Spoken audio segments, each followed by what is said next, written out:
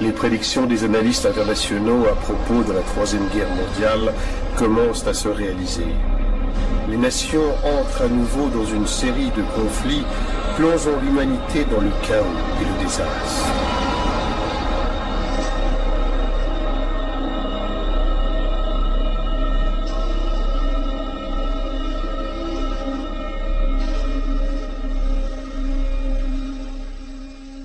Toute personne qui fait attention à ce qui se passe tous les jours dans le monde se rend compte que nous avons affaire à une situation critique et délicate. Une crise économique qui, depuis 2008, est en train de faire sombrer l'économie et d'appauvrir les pays en voie de développement.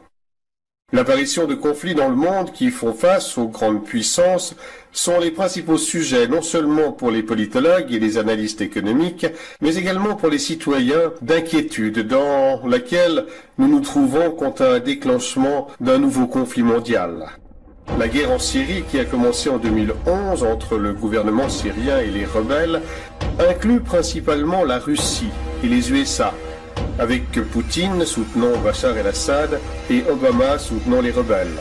La Russie n'est pas prête à laisser les États-Unis et ses alliés envahir la Syrie, parce que la Syrie est un allié important de la Russie. En effet, la Russie a une base navale dans la ville syrienne de Tartous. C'est pourquoi la Syrie est stratégiquement importante pour la Russie dans le Moyen-Orient. La Syrie n'est pas la seule à être supportée par la Russie. La Chine et l'Iran sont d'autres alliés de Bachar el-Assad qui ne sont pas prêts non plus à voir l'Occident envahir la Syrie. La Russie a fourni durant longtemps du matériel à l'armée syrienne et envoyé des navires de guerre dans la région, ajoutant encore récemment un soutien aérien aux forces de Bachar el-Assad avec l'envoi de troupes par l'Iran. En face, les États-Unis avec ses alliés ont bombardé le territoire syrien et ont soutenu les ennemis rebelles d'Al-Assad. Par conséquent, un affrontement direct entre ces puissances ou une invasion par la Maison-Blanche et de ses alliés en Syrie serait considéré comme une aggravation majeure du conflit, poussant alors les grandes nations à entrer dans une bataille au risque de provoquer le déclenchement d'une guerre à grande échelle. Quelque chose de semblable est en train de se dérouler dans le conflit qui a lieu en Ukraine. Un conflit qui a commencé en 2014 par l'annexion de territoires ukrainiens par la Russie et la confrontation consécutive entre les forces du gouvernement ukrainien et les rebelles pro-russes. Depuis, selon des sources fiables, une course s'est établie entre les Russes envoyant des troupes, des chars et des armes aux pro-russes séparatistes et l'Union européenne, l'OTAN et les États-Unis qui ont fait la même chose avec le gouvernement ukrainien. Un conflit qui touche principalement les États-Unis et la Russie aussi bien que l'Union européenne et l'OTAN. Bien qu'il n'y ait pas encore de guerre en vue, les tensions se sont intensifiées entre les deux Corées depuis 2013, menant à une rupture de l'armistice de 1953 qui faisait état d'un pacte de non-agression entre les deux pays. Le régime nord-coréen de Kim Jong-un a décidé de mener plusieurs essais nucléaires. Ceci non seulement comme une démonstration de force, mais également comme une réponse aux sanctions économiques de l'ONU à ce pays, ainsi qu'aux manœuvres des forces américaines et sud-coréennes dans les eaux proches de la Corée du Nord. La reprise d'un conflit entre la Corée du Nord et la Corée du Sud, avec la participation des États-Unis à l'appui de ce dernier, verra probablement l'implication de la Russie dans cette guerre et surtout de la Chine, qui soutiendront tous deux le régime nord-coréen. Le programme nucléaire iranien, sur lequel le gouvernement de l'Iran communique, aurait pour objectif de contribuer à l'amélioration de la santé, a rendu suspicieux le gouvernement d'Israël et les États-Unis, qui pensent que le véritable objectif de ce programme est de créer des bombes nucléaires pour attaquer Israël ou les États-Unis. Ainsi, les États-Unis, avec l'Europe, ont décidé d'appliquer des sanctions économiques à la nation iranienne afin d'empêcher la production de ces prétendues armes de destruction massive. Cette situation est à l'origine de fortes pressions, en particulier entre l'Iran et Israël, ce dernier affirmant qu'il est prêt à attaquer l'Iran pour mettre fin à son programme nucléaire. Nous savons tous à quel point cela serait grave si les États-Unis et Israël envahissaient l'Iran, car la Russie et la Chine supporteraient alors l'Iran sans hésitation. Concernant la situation diplomatique complexe entre les États-Unis et le Venezuela, il faut se rappeler la crise vécue par la Bolivie, qui a engendré des manifestations antigouvernementales sanglantes contre le gouvernement de Nicolás Maduro, puni par le gouvernement des États-Unis avec des sanctions économiques sévères. Ceux-ci ont alors tenté d'envahir le Venezuela sous prétexte de protéger la population civile. Un conflit grave pourrait commencer, impliquant d'autres alliés du Venezuela, incluant plusieurs pays latino-américains, ainsi que probablement la Russie et la Chine. Si nous considérons tous ces conflits et fortes tensions diplomatiques face aux grandes puissances, avec la crise économique mondiale que nous subissons, il n'est pas inimaginable de considérer que tout cela pourrait mener à une guerre sans précédent. Mais pourquoi devrions-nous penser que nous sommes à la porte de l'éclatement d'un conflit mondial, même en ayant tous ces conflits et ces tensions? Il y a eu d'innombrables conflits localisés depuis la fin de la Seconde Guerre mondiale. Alors, pourquoi céder au pessimisme et aux avertissements alarmistes? Cependant, le meilleur moyen de comprendre pourquoi les puissances considèrent ensemble qu'une guerre est plus que probable est de regarder le genre de décisions qu'elles prennent en ce moment. Par exemple, le gouvernement chinois, qui fait état en la matière de peu de transparence, augmente sans cesse sa force militaire et son expansion sur des espaces maritimes et aériens et a multiplié son budget militaire par 4 en 10 ans, ce qui péjore leurs relations avec le Japon, la Corée du Sud et les États-Unis. En outre, la Chine a augmenté ses importations de riz de 400%, de 575 000 tonnes de riz en 2011 à plus de 2,6 millions de tonnes en 2012. Et pourtant, ce qui nous alarme est que toutes ces quantités de riz sont actuellement stockées. En outre, le gouvernement chinois a construit au cours des dernières années de grandes villes avec une capacité d'accueil de 64 millions de personnes, aujourd'hui achevées sans être encore habitées. Elles sont construites dans des régions éloignées des zones périurbaines. La Russie, quant à elle, aurait construit 5000 bunkers en 2012. Ces 5000 nouveaux abris ont été construits dans la capitale, à Moscou, et les représentants du gouvernement russe ont précisé que ces bunkers étaient destinés à la population générale et sur de futurs événements. L'Europe, quant à elle, a rapidement construit et équipé ce qu'on appelle le Downstairs Seed Vault à Svalbard, en Norvège. Une place qui contient des dizaines de milliers de variétés de semences, conservées en cas d'événements majeurs, comme une guerre nucléaire ou une catastrophe naturelle. La Russie, pour sa part, a également créé une sorte de magasin dans lequel est stocké l'ADN de presque tous les êtres vivants sur Terre, ainsi que de races déjà éteintes par l'entremise de l'Université d'État de Moscou. Le projet vise à recueillir l'ADN de tous les êtres vivants existants, de les geler et de les préserver. D'autre part, le gouvernement américain a accumulé des dizaines de millions de denrées alimentaires d'urgence ainsi que d'autres fournitures et a créé des centres de distribution d'urgence à travers tout le pays. Le gouvernement a également acheté près de 2 millions de pièces de munitions au cours des dernières années. Le Pentagone a développé et entraîné des simulations d'effondrement économique à grande échelle avec troubles civils.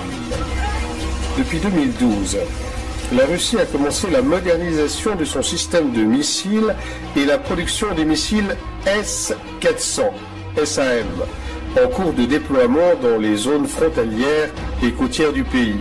Vladimir Poutine a adopté le 26 décembre 2014 une nouvelle doctrine militaire. Les USA et l'OTAN devenant les principales menaces, M. Poutine a également annoncé le 16 juin 2015 que la Russie augmentait son arsenal nucléaire, ajoutant plus de 40 missiles balistiques intercontinentaux à son équipement. Ceci pour faire suite à la plainte des autorités russes concernant le plan américain qui consisterait à déployer des chars et des armes dans les États frontaliers de l'OTAN avec la Russie.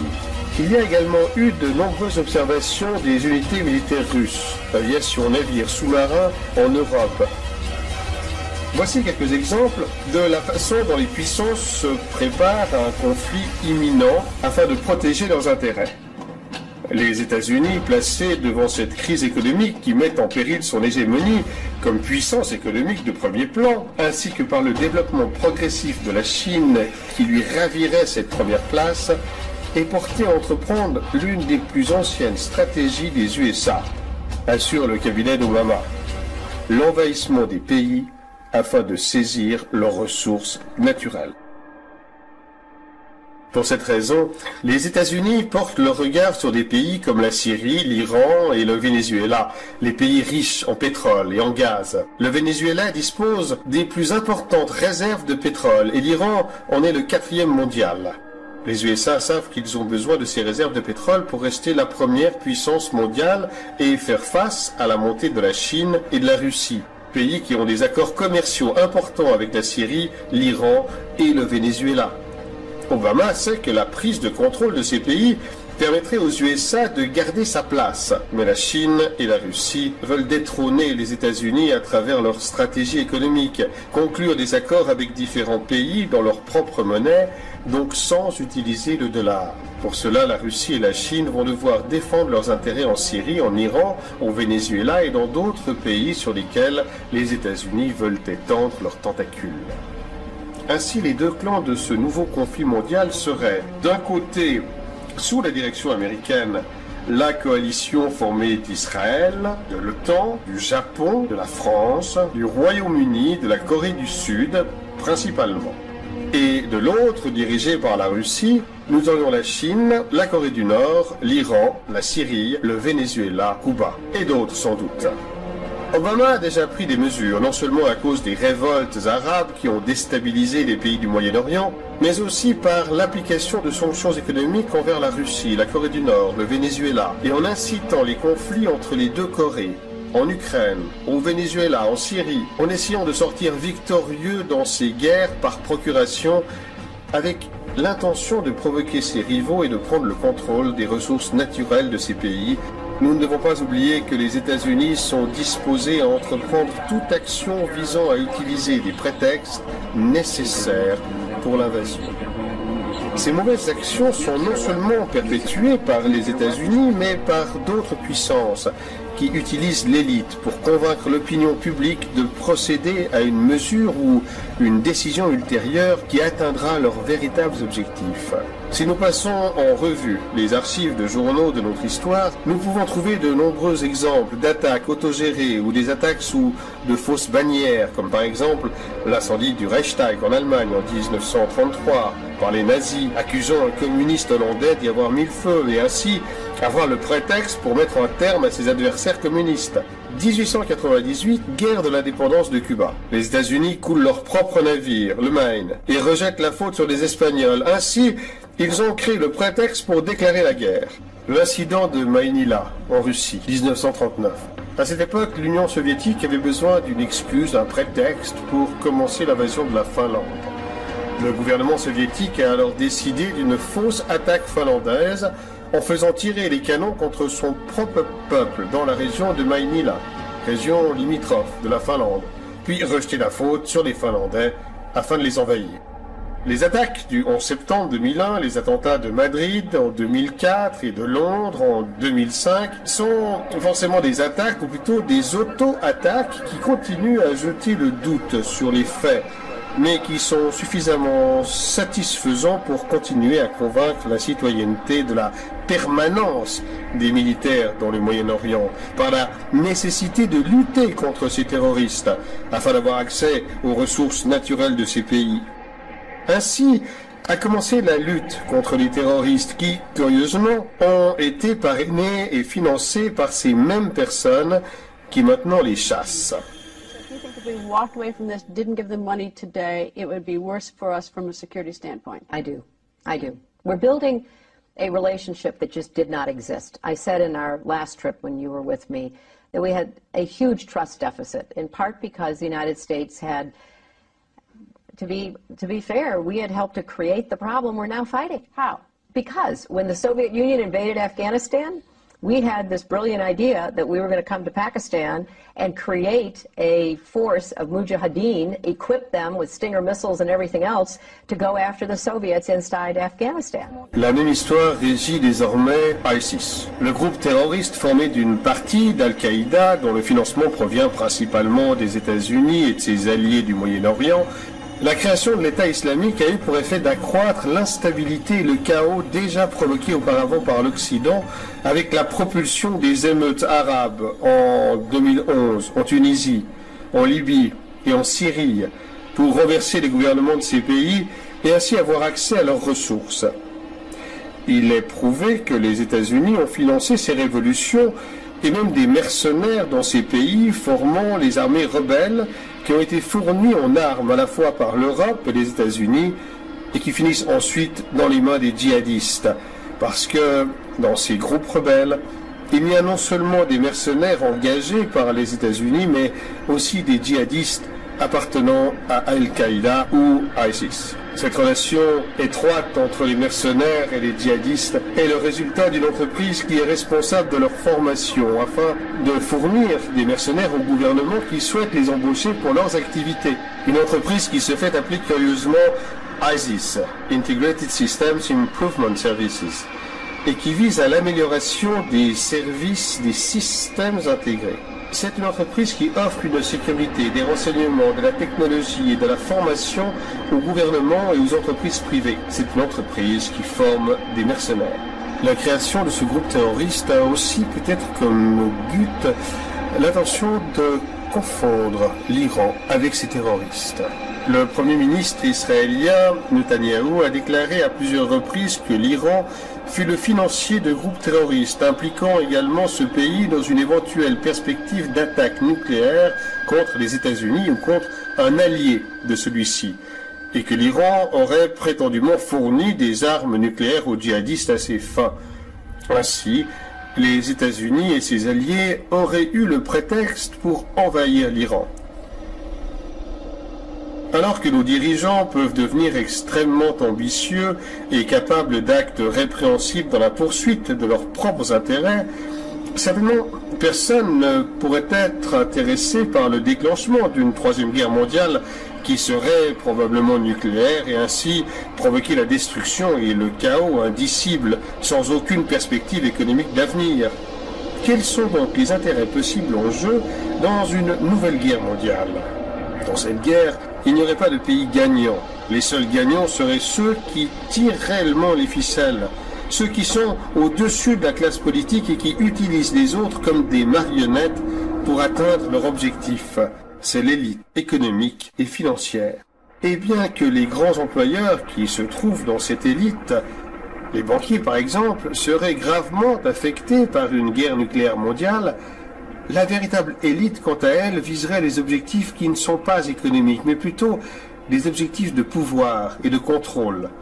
Cette élite, conduite principalement par plusieurs familles milliardaires, telles que les Rockefeller, Rothschild et Morgans, qui au fil du temps ont conquis à la fois la puissance économique et financière et le contrôle politique à travers leurs institutions. Leurs entreprises sont désormais les pilotes du monde, les moteurs des guerres dont les opérations consistent à étendre leurs tentacules partout où ils voient que cela est nécessaire.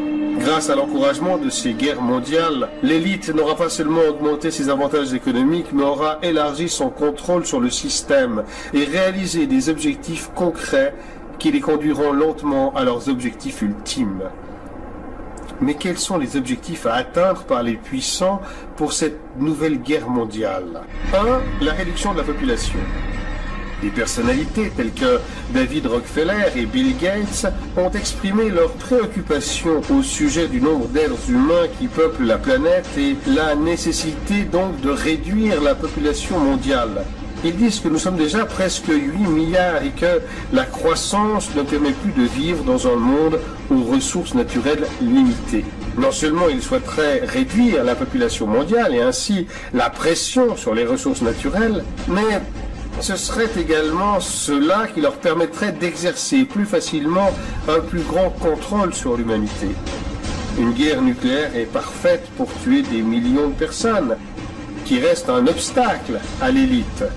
les pays qui ne sont pas touchés directement par le conflit, largage de bombes nucléaires par exemple, durement touchés par l'absence complète ou la rareté de la nourriture, ce qui se traduira par la folie des citoyens se tuant pour obtenir les dernières ressources restantes ou tout simplement se laissant mourir de faim. Deuxièmement, l'écroulement des États et de l'économie mondiale. L'un des objectifs importants de cette guerre mondiale est la destruction des États afin de pouvoir couler les économies, d'où une augmentation du chômage à 100%, ce qui provoquera une perte totale de la valeur de l'argent, puis une panique et le chaos parmi les citoyens qui devront rivaliser d'ingénuité et de combativité afin de pouvoir survivre.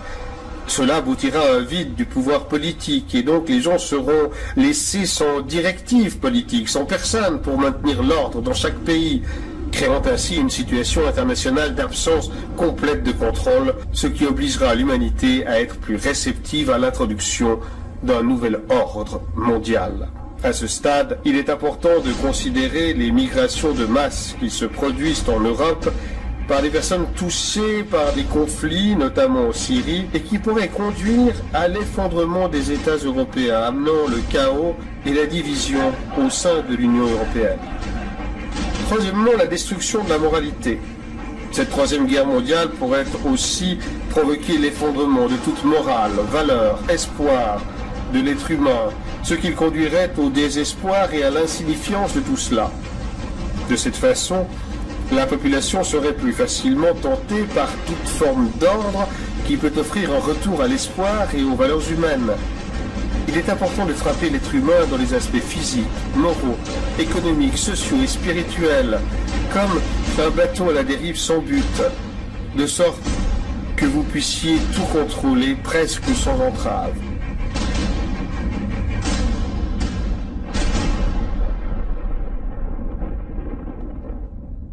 Tous ces facteurs sont nécessaires pour permettre, comme l'a dit Rockefeller, une crise parfaite, un grand cataclysme social qui oblige la population du monde à accepter la seule solution possible tant recherchée par l'élite depuis des années, la création d'un gouvernement mondial.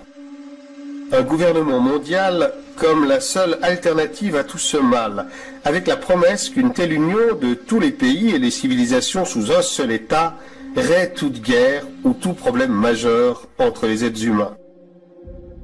Même si cela peut ressembler à quelque chose de beau et pour le bénéfice de tous, il y a derrière cela l'intention macabre d'amener l'humanité sous un contrôle total. Mais l'humanité n'est-elle pas déjà contrôlée par l'élite? Eh bien, cette mise sous tutelle a certainement déjà été atteinte par le système capitaliste. Ce mode de vie a son avantage qui leur donne une portée sur presque tous les pays. Cependant, ils veulent un contrôle absolu sur nous et réduire une grande partie de la population mondiale afin de rendre ce contrôle plus facile et plus viable et de mettre fin à l'augmentation incessante de la population qui pourrait entraîner de nombreuses instabilités. La Troisième Guerre mondiale est également nécessaire car une crise économique à elle seule ne devrait pas pouvoir entraîner le soulèvement nécessaire au niveau international. Mais en qui allons-nous placer notre confiance après tout ce chaos, après tant de corruption, d'injustice, voulue par cette élite économique, financière et politique? Les mêmes marionnettes politiques ainsi que l'élite économique et financière nous ont conduits à cet enfer. Nous savons qu'ils vont provoquer une nouvelle guerre mondiale pour créer par conséquent un ambitieux gouvernement mondial. Mais qui va pouvoir le conduire? Cette dernière partie de la vidéo est une théorie sur ce qui pourrait arriver après la Troisième Guerre mondiale pour mener à bien la création d'un gouvernement mondial.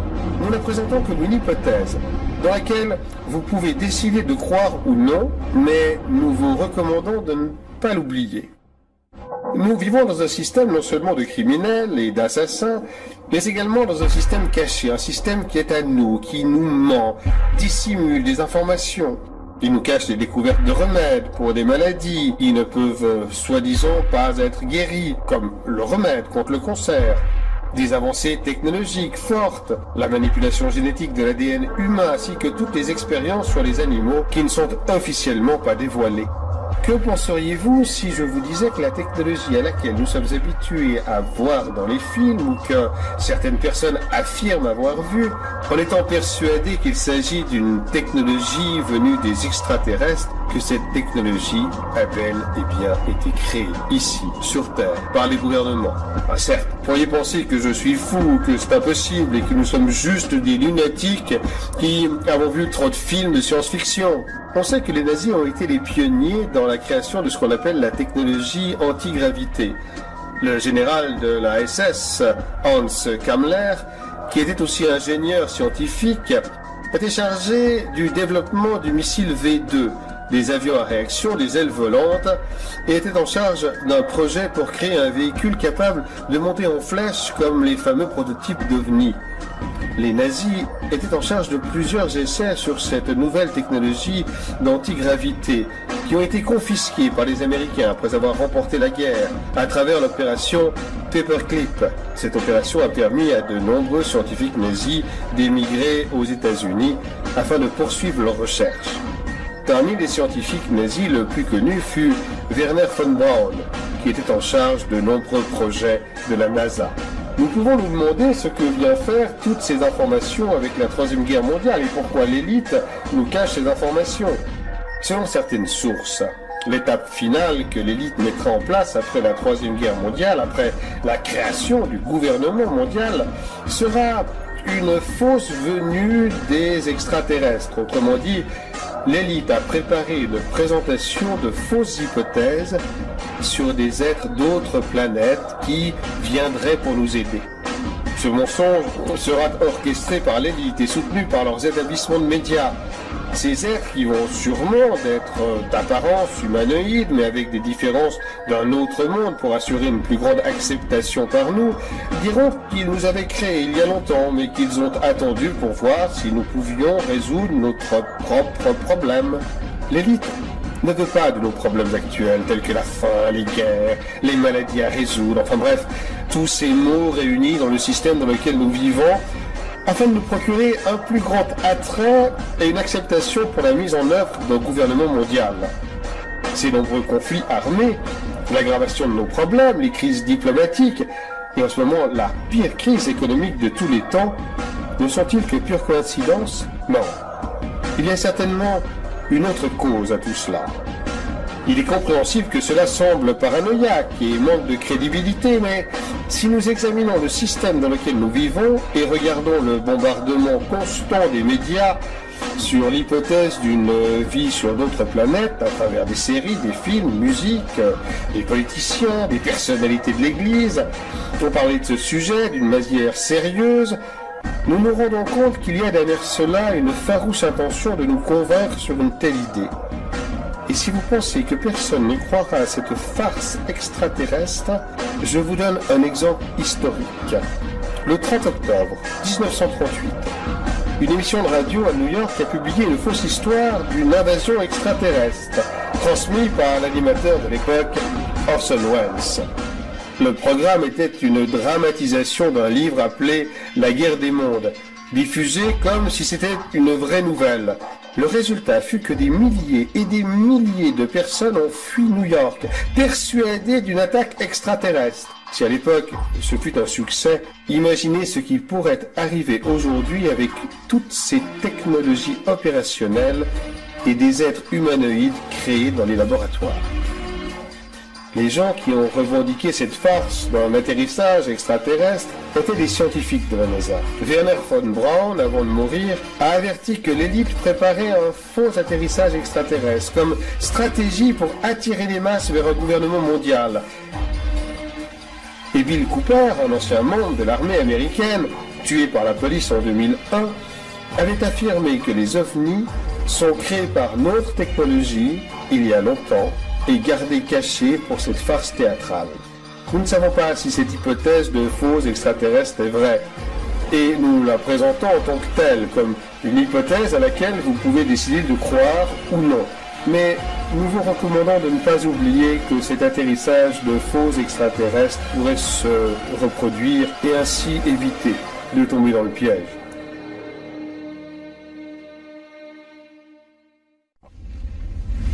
Compte tenu de toutes ces informations sur une imminente troisième guerre mondiale, que pouvons-nous faire? Face à une telle situation critique, il faut parfois regarder les archives de journaux de notre histoire et voir ce que nos ancêtres ont fait à ces moments aussi graves. Une révolution. Compte tenu de la situation de crise internationale dans laquelle nous nous trouvons et le peu de temps à disposition, l'action la plus efficace que nous devons mener est une révolution internationale impliquant la prise des parlements par le peuple de tous les pays possibles, en particulier ceux qui disposent des armes nucléaires, et forcer nos politiciens à veiller à ce que toutes les ogives à l'emporter des missiles nucléaires soient détruits immédiatement. Nous avons pour cela besoin de convaincre les organismes de sécurité, de l'armée, de l'État, afin qu'ils nous rejoignent, car nous aurons besoin de leurs aides et des armes. Mais la première chose qui doit être faite avant toute action énergique est de diffuser cette information afin qu'elle puisse atteindre le maximum de personnes et partager cette vidéo à travers les réseaux sociaux en utilisant les mêmes réseaux pour créer un espace de débat et de décision au niveau international. Il est temps, frères et sœurs, que nous nous élevions contre cette élite, que nous laissions de côté nos différences stupides, nos peurs, notre égoïsme, que nous nous efforcions de sauver l'humanité, que nous nous battions pour les générations futures, que nous finissions avec ce système criminel et meurtrier qui nous tourmente, nous rend esclaves, fait de nous des êtres dociles et vides, sans valeur. Cette vidéo est un appel international à l'action.